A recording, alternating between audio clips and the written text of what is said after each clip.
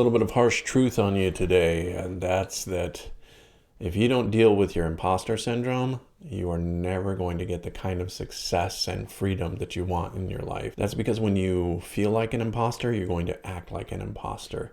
You're always going to be afraid that somebody's going to find out who you are. They're going to find out the real you. They're going to find out that you've been completely faking it. And as a result of that, what happens is you start to lie, cover up things like your mistakes. You'll do whatever it takes to hide the fact that inside you know that you're just faking it because your entire life depends on it. I mean, if your wife finds out, she's going to leave you. If your partner finds out, they're going to kick you out of the business. If your children find out, they're not going to want to have anything to do with it. And if your parents find out, well, they're going to disown you. This is the primal fear of being alone, and we all deal with it. There is nothing more scary to a human being than being completely alone, dying alone. That's because we're tribal people. That's how we survive. We survive through cooperation. And when we feel like we're going to be kicked out of the tribe, we'll do anything that we can to prevent that. Because out there on the Serengeti, guess what? A lion's going to eat you. Instead, what we do is we double down and we keep faking it. Unfortunately, what happens is we start to develop an internalized sense of shame. And the more shame that we have, the more we're going to feel like we don't measure up. And when we don't feel like we measure up, we're not going to feel like we're successful. I would say if you're going to do anything in terms of personal development, working on your imposter syndrome is the number one thing you can do to change your life and to create success and all of the things that you desire in life. It all stems from this ability to be authentically you, to not hide those parts of you that you're afraid people will find unacceptable and that they'll reject you for it. Years ago, I knew this guy and he had told everybody that he had graduated from college. The truth was he hadn't. The truth was he had one semester left. And instead of finishing it, he just didn't go back.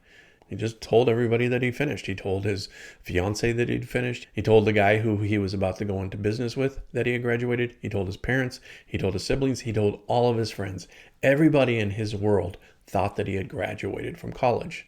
Now it's years later and he's married. He's got kids. The business is actually doing really well and it's successful. And he's terrified that people are going to find out that he doesn't have a degree. He wants to go back to school and finish, but he's also too afraid to let everybody know that he didn't finish. And as a result, he had this immense shame around this lie that he had been telling. And it all started with the imposter syndrome. It all started with his need to be part of the group and to be accepted. And now years later, he's faced with this dilemma. He can either go back to school and tell everybody that he didn't finish, or he can continue to live this lie. And by living the lie, all he was doing was feeding that feeling of an imposter, because in this case, he really was an imposter. Now, this is an extreme example, but we all deal with this from time to time. There's something that we don't think other people will like about us or they'll accept about us. And so we cover that up. And when we cover that up, oftentimes we have to lie or tell a half-truth. And then that lie, just like this other guy, starts to grow and it starts to become this big, huge monster. And then it's too late. We really are living as an imposter.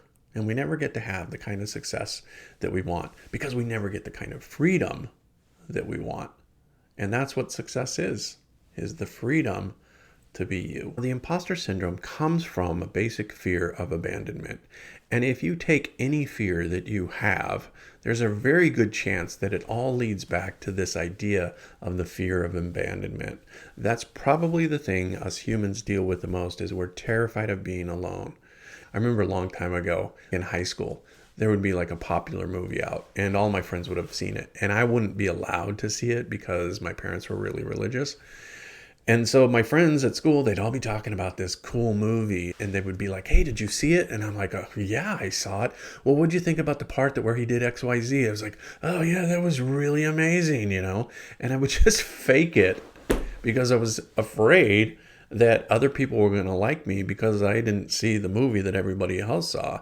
And this was my fear of abandonment. I was afraid that being in high school, that people would reject me, that I would have no friends, that I would walk through high school completely alone. I wouldn't be able to find a date for the prom. I wouldn't be able to graduate without feeling completely embarrassed that everybody in my class knew I was a fraud because I hadn't actually seen that movie.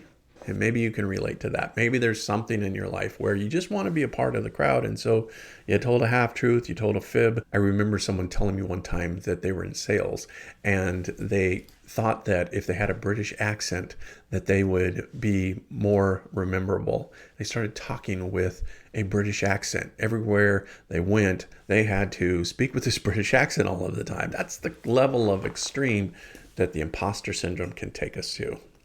Now, for men, our number one emotional need is the need to feel respected. Because if we're respected, then we're going to stay in the tribe. Now, some men will mistake dominance for respect. But when I dominate, it's actually another form of the imposter syndrome. The dominant man feels like if he can get everybody to submit, if he can be the most competitive person in the room, if he can win, then people won't kick him out of the tribe because he's on top. He's the alpha.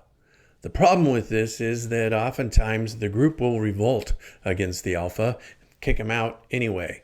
Instead, what we want to achieve is respect. And the way that you achieve respect is through honesty. It's through loyalty. It's through being true to your word. It's being courageous enough to expose those places in yourself that you're actually a little ashamed of. I want to give you 3 points that will help you overcome your imposter syndrome.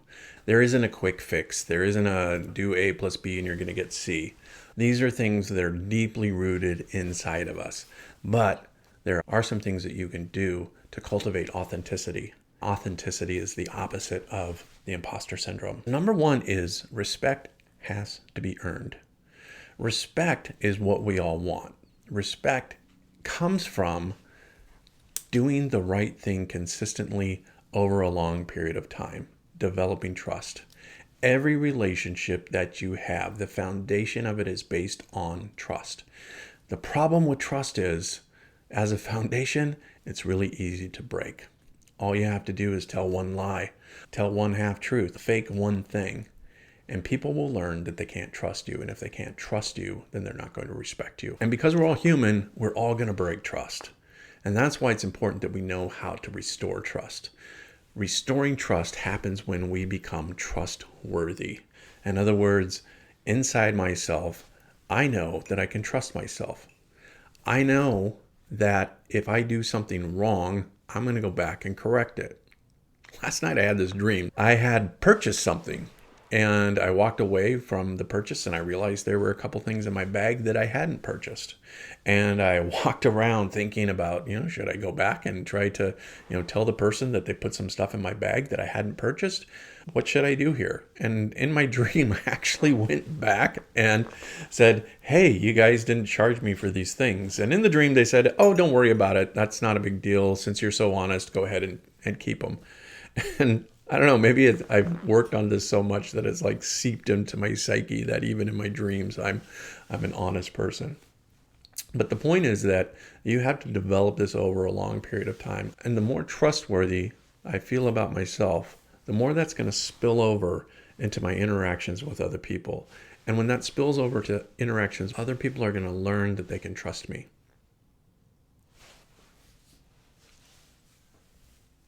One of the ways the second way to overcome the imposter syndrome is to learn to be authentic. And this requires, like I said a little while ago, it requires humility. It requires the ability to admit to yourself and to other people that you're human and that you make mistakes. You know why there's an eraser on the end of pencils? Because we make mistakes. And when I make a mistake, if I don't try to cover it up, instead I just own it, that's going to develop trust with other people. Even if I tell a lie and I break that trust, if I go back and I make a correction and I say, you know what, I told you a half truth, or I didn't tell you a complete truth, or I flat out lied to you and I'm feeling bad about it and I want to make an amends, that's going to build trust. Truth has a way of rising to the top. So when you think you're fooling somebody, when you think they're not going to find out, what I found in my own life especially is that when I lie, when I tell half-truths, when I deceive people, that truth ultimately rises to the top. And when it rises to the top, then I'm exposed. And there's nothing worse than being found out. So why not just tell the truth in the first place? It's something I remind myself of. I still get these impulses to tell half-truths and to cover up my mistakes. But then I realize if I do that, I'm going to have to go back and make an amends for that. And that's going to cause me some pain. So why not just tell the truth? The third thing I think you can do in order to overcome the imposter syndrome is just talk about it. Admit when you have that. Admit when you're feeling insecure. Go ahead and lead with that. If you're in a group of people and you're feeling insecure and it's a safe space for you, go ahead and just say, hey, you know what? I'm feeling kind of uncomfortable right now. I'm feeling like an imposter. And see what happens. If you're in a group of safe people, there's a good chance that they're all going to be like, yeah, man, I get it. I feel that way too at times. But you are risking being hurt. I remember one time I was in a group, a men's group, a leadership group, and we were all meeting. And I decided to get vulnerable and say, you know, something that's really on my heart is I want you guys to like me. I want you guys to accept me into the group. And one of the guys in the group went, and it was like an arrow to my heart in the moment. And I was really hurt by that. And now when I look back on that, I think that wasn't a reflection on me. That was a reflection on him and his ability to handle intimacy, to handle truth, to handle someone being vulnerable. It wasn't that I had done something wrong, although that was the feeling that I was fighting. It was I was in a group of men who weren't actually trustable because this guy couldn't handle intimacy. He couldn't handle vulnerability. And ultimately, I couldn't trust him.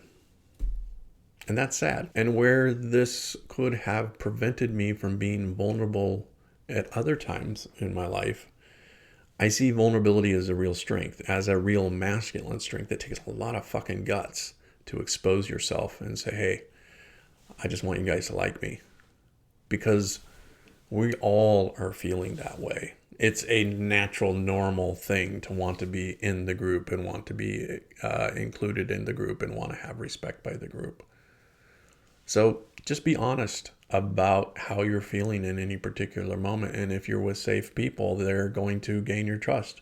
And if you're not with safe people, well, then you know this is a space that you can't trust. And if you can't trust, then you can't be in a relationship with. It's not about you. It's about them.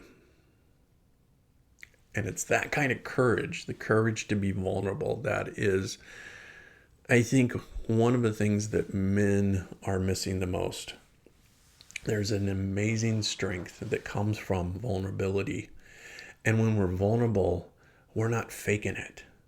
Because I don't want you to fake anything. I want you to be authentic. I want you to be yourself. Because if they don't accept you for who you are, screw them. Like, you are worth being who you are because you are an important person. You are somebody who matters. And if they can't see that, they're lost, man. They're lost. I just want to encourage you today. If you're struggling with the imposter syndrome, I want to hear from you. Where do you struggle with the imposter syndrome? What is true for you? What are you doing to overcome your imposter syndrome? Because overcoming your imposter syndrome is, I think, the number one thing that you can do to increase your masculine energy. And when you increase your masculine energy, you attract all of the good things, the success, the people, the relationships into your life. And that's what I want for all of you. That's what I got today. I hope you liked it. If you did, like, subscribe, comment, as always, and I'll see you next time.